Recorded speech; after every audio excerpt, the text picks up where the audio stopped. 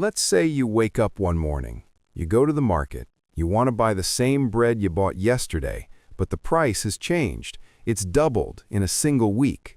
You'd think this is absurd, but this is exactly what millions of Iranians have been living through every single morning for the past few years. And right now, we're talking about a war happening right in the middle of that country. The US and Israel struck Iran in mid-2025. Nuclear facilities were hit. Khamenei was killed. Iran closed the Strait of Hormuz. Oil prices went through the roof. So how did we get here? The answer doesn't start with weapons. It starts with money, with oil, and with decades of accumulated rage. Let's talk about all of it. First, let's go back a little, because to understand today, you need to understand 1979. Up until that year, Iran was under the rule of Shah Mohammad Reza Pahlavi, and the Shah had very close ties with the United States. Oil money was flowing, Western companies were in Iran, there was military cooperation, but the people had two major grievances. First, they believed the bulk of that oil money wasn't going to them, it was going to the regime and Western corporations. Second, they despised the Shah's increasingly authoritarian rule and his brutal secret police, Savak. And in 1979, the revolution came. Khamenei arrived. The Islamic Republic was established. Now here's something interesting that I think most people miss. The revolution wasn't purely a religious uprising. It was also the product of economic rage. People were exhausted by both religious oppression and economic inequality. But the Iran that emerged after the revolution, unfortunately, went down a far worse economic path. In 1979, $1 was worth about 70 Iranian rials. Today, you need 1,400,000 rials for a single dollar. In other words, your money lost roughly 20,000 times its value over 40 years. This is one of the greatest currency collapses in world history. So why? Two words: nuclear program. From the early 2000s, Iran began enriching uranium. The West believed this was aimed at developing nuclear weapons. Iran said this is purely for energy purposes. Negotiations started, fell apart, started again. In 2015, under Obama, a landmark deal was struck, the JCPOA, the Joint Comprehensive Plan of Action. Iran would limit its nuclear program, and the West would lift sanctions. A brief period of breathing room arrived. But then 2018 came. Trump arrived, said this deal is terrible, and pulled the U.S. out. The maximum pressure campaign began. The economic impact of this campaign was staggering. Iran became unable to sell its oil on international markets. It was cut off from the global banking system.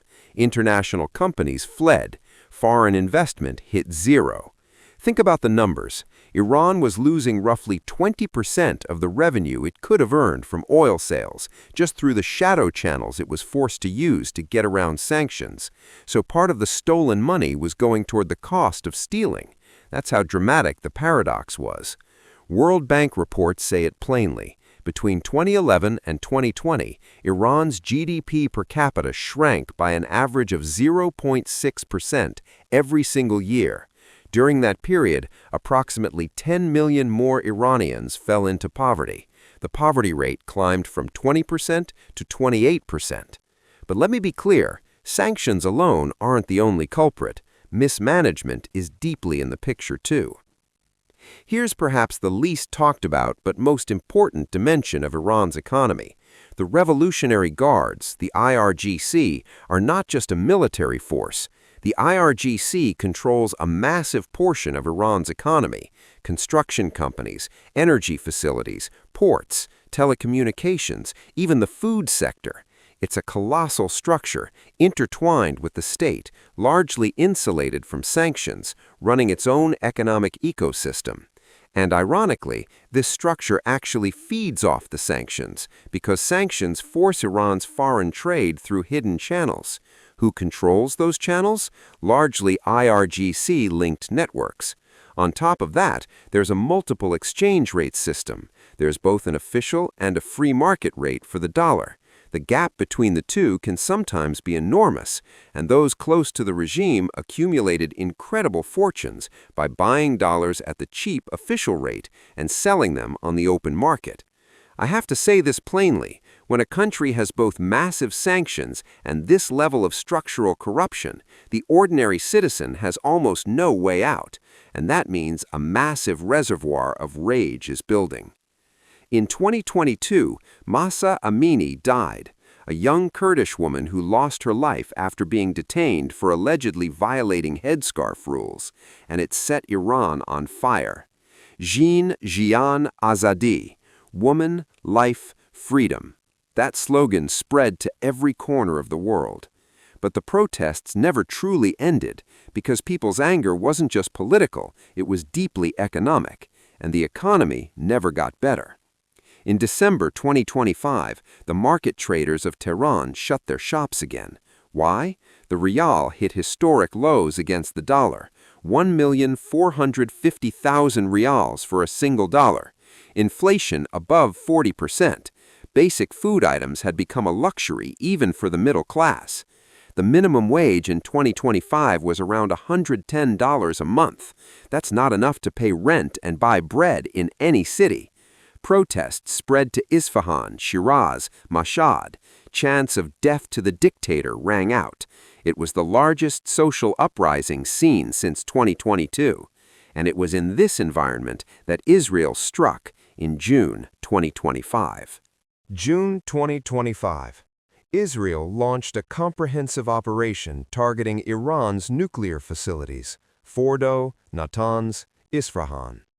These were the sites where Iran enriched uranium. For years, they were claimed to be resistant to airstrikes. They weren't. The U.S. joined the operation too. The official line was "We support Israel," but America's logistical involvement on the ground ran far deeper. This 12-day conflict was the eruption of tensions that had been building in the Middle East for decades. Iran retaliated. Ballistic missiles were fired. Some reached locations inside Israel. But Israel's Iron Dome and David's Sling air defense systems shot down the vast majority. And then Iran played its biggest card. It closed the Strait of Hormuz. Let's pause here, because this was a genuinely critical move for the global economy.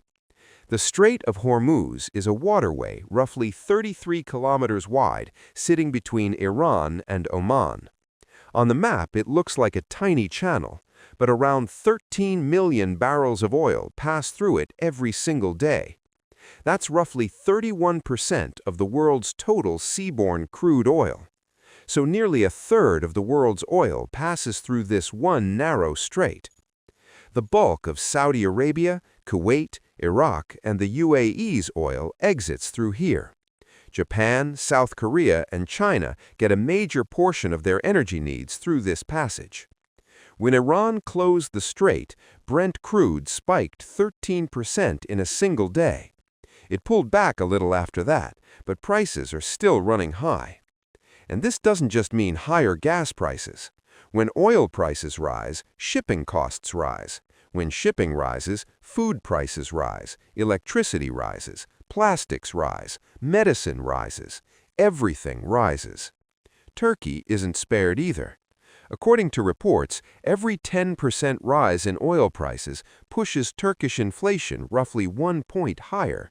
Bad timing. So who wins this war? Nobody, I'd say, but let me break that down. From Israel's perspective, it severely disrupted the nuclear program. This was Netanyahu's red line finally being enforced, a short-term military success. But in the medium term, nationalism is surging in Iran. When a country is attacked from outside, people tend to rally behind their own government rather than turn against it.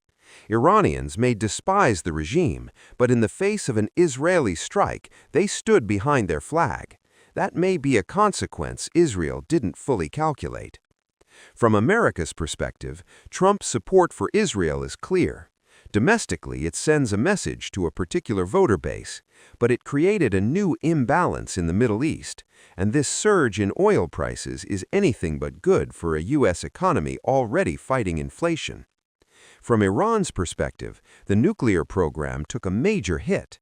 The economy deteriorated further, but paradoxically, the regime feels more legitimate than it did before, because now the "there's a foreign enemy" narrative is far more powerful.